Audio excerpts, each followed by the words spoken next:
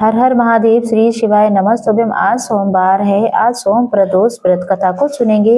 तो आइए अपने इस वीडियो में आज श्रवण करेंगे सोम प्रदोष व्रत कथा और साथ के साथ सोमवार व्रत की कथा और शिव महापुराण आज का अध्याय। पूरी वीडियो को सुनेंगे तो आपको अद्भुत ज्ञान में वृद्धि होगी। तो आइए सुनते हैं। सोमवार की व्रत कथा के अनुसार बहुत ही सुंदर श्रेष्ठ रूप में एक श्रेष्ठ कर्मों को करने वाले धनवान साहूकार था, जिसके घर में अन्न धन की कोई कमी नहीं थी, परंतु उसको एक ही दुख था कि उसके कोई पुत्र नहीं था। वो इसी चिंता में रात दिन दुखी रहा करता था। वो पुत्र की कामना से प्रति सोमवार को शिव जी का व्रत और पूजन किया करता था तथा शाम को शिव मंदिर में जाकर शिव जी के सामने दीपक जला करके पूजा प्रार्थना करता था। उसके इस भक्ति भाव को देखकर एक समय पार्वती जी ने शिव जी महाराज से कहा कि ये साहूकार आपका अनन्य भक्त है और सदैव आपका व्रत पूजन बड़ी श्रद्धा भाव से करता है, तो इसकी मनोकामना आपको पूरी करनी चाहिए। शिव जी ने कहा, हे पार्वती, ये संसार कर्म क्षेत्र है। जैसा किसान खेत में बीज बोता है वैसा ही फल कर लेता है, उसी तरीके से इस संसार में जो प्राणी जैसे कर्म करते वैसा ही फल भोगता है। पार्वती जी के अनंत आग्रह करने के बाद माता कहती है, जब ये आपका अनन्य भक्त है, अगर आपको उसे किसी तरीके की तकलीफ है उसे आपको दूर करना चाहिए कि आप सदैव अपने भक्तों पर सदैव ही दयालु होते हैं और दुखों को दूर भी करते हैं। यदि आप ऐसा नहीं करेंगे तो मनुष्य आपका सेवा भाव पूजा पाठ क्यों करेंगे। पार्वती जी का ऐसा आग्रह देख करके शिव जी महाराज कहने लगे, हे पार्वती, इसके कोई पुत्र नहीं है। इस चिंता में ये बहुत दुखी रहता है। अगर मैं इसको पुत्र होने का वरदान दे देता हूँ, परंतु इसका पुत्र केवल 12 वर्ष तक ही जीवित रहेगा। इसके पश्चात वो मृत्यु को प्राप्त हो जाएगा। इससे अधिक मैं इसके लिए कुछ नहीं कर सकती। ये सारी बातें साहूकार सुन रहा था। इससे उसको न ही कोई प्रसन्नता हुई, न कोई दुख हुआ। वह पहले की तरह ही शिव जी महाराज का व्रत पूजन अनुष्ठान करता रहा। कुछ समय बीत जाने पर साहूकार की स्त्री गर्भवती हुई। उसने 10वें महीने गर्भ से उस बहुत ही सुंदर पुत्र को जन्म दिया। साहूकार के घर में बहुत सारी खुशियां मनाई गईं, लेकिन साहूकार ने केवल उसके 12 वर्ष की आयु जान करके कोई अधिक प्रसन्नता नहीं दिखाई, न ही ये बात किसी को बताई। जब वह बालक 11 वर्ष का हो गया तो उस बालक की माता ने उसके पिता से विवाह आदि के लिए कहा, तो साहूकार कहने लगा, मैं अभी इसका विवाह नहीं करूंगा, अपने पुत्र को पहले मैं काशी जी पढ़ने के लिए भेजूंगा। तब साहूकार ने बालक के मामा को बुलाकर उसको बहुत सारा धन देकर कहा, तुम इस बालक को काशी जी पढ़ने के लिए लेकर जाओ और रास्ते में जिस स्थान पर जाना यज्ञ हवन ब्राह्मण भोज दान दक्षिणा देते हुए जाना। दोनों मामा भांजी यज्ञ कराते हुए ब्राह्मणों को भोजन कराते हुए दान दक्षिणा देते हुए जा रहे थे। रास्ते में एक शहर पड़ा। उस शहर में राजा की कन्या का आज विवाह था।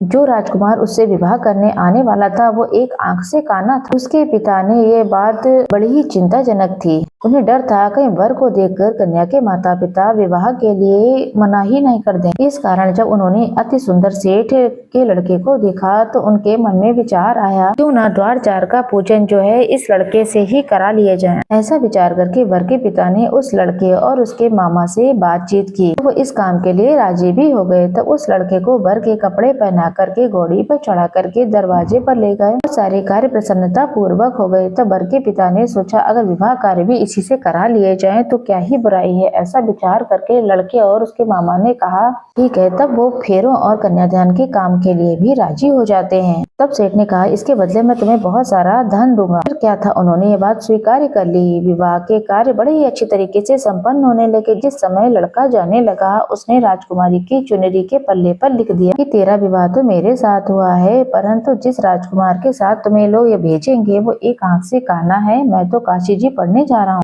लड़के के जाने के पश्चात राजकुमारी ने जब अपनी चुनरी के पल्ले पर ऐसा लिखा हुआ देखा, उन्होंने आंख से काने राजकुमार के साथ जाने से इनकार कर दिया और कहा, ये मेरा पति नहीं है। मेरा विवाह जिसके साथ हुआ है वो तो काशी जी पढ़ने गए हैं। राजकुमारी के माता पिता ने अपने कन्या का विदा नहीं किया। बारात वापस ही चली गई। उधर सेठ का लड़का और मामा काशी जी पहुंच चुके थे। वहां पहुंचकर उन्होंने यज्ञ करना और लड़के को पढ़ाना शुरू कर दिया था। जब लड़के की आयु 12 वर्ष की हो गई तो उस दिन उन्होंने यज्ञ रचा। लड़के ने अपने मामा से कहा, मामा, आज मेरी तबीयत ठीक नहीं लग रही है। मामा ने कहा, अंदर जाओ और सो जाओ। लड़का अंदर गया और सो गया और लड़के के थोड़ी ही देर में प्राण निकल। जब उसके मामा ने आकर देखा तो वह मृत पड़ा था। उसको बड़ा ही दुख हुआ। उसने सोचा, मैं अभी रोना पीटना मचा दूंगा तो यज्ञ कार्य अधूरा रह जाएगा, अतः उसने जल्दी से यज्ञ का कार्य प्रारंभ किया और ब्राह्मणों को भोजन कराया। उसके बाद ही रोना पीटना शुरू किया। संयोगवश उसी समय शिव पार्वती उधर से जा रहे थे। जब उन्होंने जोर जोर से रोने की आवाज सुनी तो पार्वती जी कहने लगी, महाराज ये कोई दुखियारा रो रहा है, इसके कष्टों को दूर करो। जब शिव पार्वती ने पास जाकर देखा तो वहाँ पर लड़का मृत पड़ा था। पार्वती जी कहने लगी, महाराज ये तो उसी सेठ का लड़का है जो आपके वरदान से उत्पन्न हुआ है।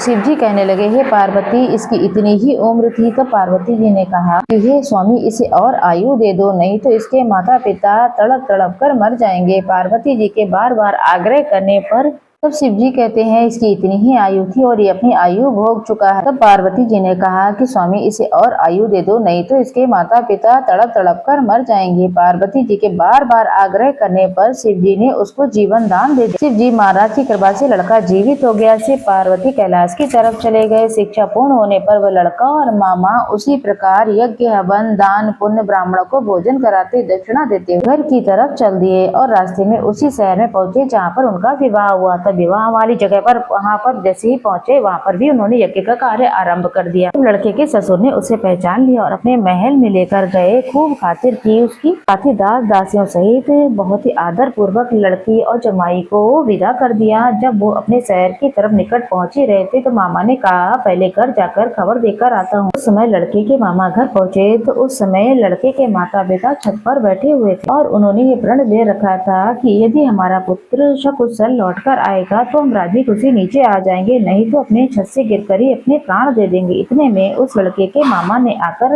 ये समाचार दिया कि आपका पुत्र आ गया। तो उन्हें विश्वास नहीं हुआ। उसके मामा ने शपथ पूर्वक कहा कि आपका पुत्र अपनी पत्नी के साथ बहुत सारा धन लेकर आया है। तब सेठ ने बड़े ही आनंद के साथ उनका स्वागत किया और बड़ी प्रसन्नता पूर्वक साथ में वो रहने भी लगे। इसी तरीके से जो भी सोमवार का व्रत करता है, महादेव का पूजन करता है, नियमित रूप से महादेव के प्रति आस्था रखता है और इस कथा को पढ़ता और सुनता है और सुनाता है, उसकी सभी मनोकामनाएं पूर्ण होती हैं। अखंड सौभाग्य का वरदान मिलता है, पुत्र प्राप्ति होती है, संतान की दीर्घायु, निरोगी काया, मनचाहा विवाह और अंत में शिवलोक में स्थान प्राप्त होता है। तो इसलिए हर एक महिला पुरुष को ये व्रत अवश्य करना चाहिए। ऐसा करने से महादेव अत्यंत प्रसन्न होते हैं। अंत समय में शिवलोक में स्थान भी मिलता है। तो बोलिए हर हर महादेव की जय। श्री शिवाय नमः। शुभ।